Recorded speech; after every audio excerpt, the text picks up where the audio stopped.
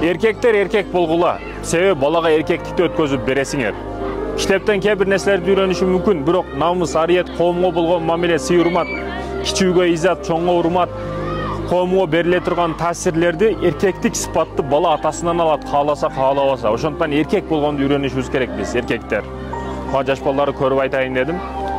Бала өзүң жетпеген нерсеге жетсин дейбиз. Балдарыбыз биздин жүрөгүбүз. Өзүбүз жетпегенге жетсин дейбиз, а? Эмне үчүн келечегине кайдыгер карайбыз? Эмне үчүн кенен ойлонуп кыска кадамдарды таштап коебуз? Кенен ойлонгонго жараша урматтуу мекендешим, ошого жараша аракет дагы болуш керек.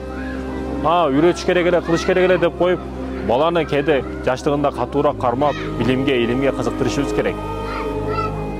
Бүгүн килограммага, весиге, башкасына иштеп, акылга иштебесек, тарбиясына иштебесек, балдарыбыз түрмөлөрдү толтурат. Башкарсын, дүйнөгө чыксын, Гарвардда окусун, Европада окусун, дүйнө көрсүн, кессин. Бирок кыргыздыкты унутпаш керек балдарыбыз. Кыргыздык күчтү унутпаш керек. Мусулманчылыкты унутпаш керек, мекендештерим.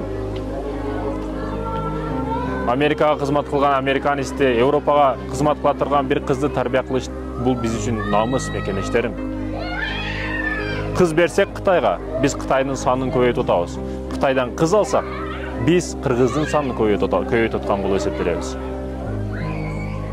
Акча берген, ким музыканы акчасын берген болсо заказды, музыканы да ошо заказ берет дейби, Ошондуктан бул маселеде ойлонбосок болбойт, мекендештерим.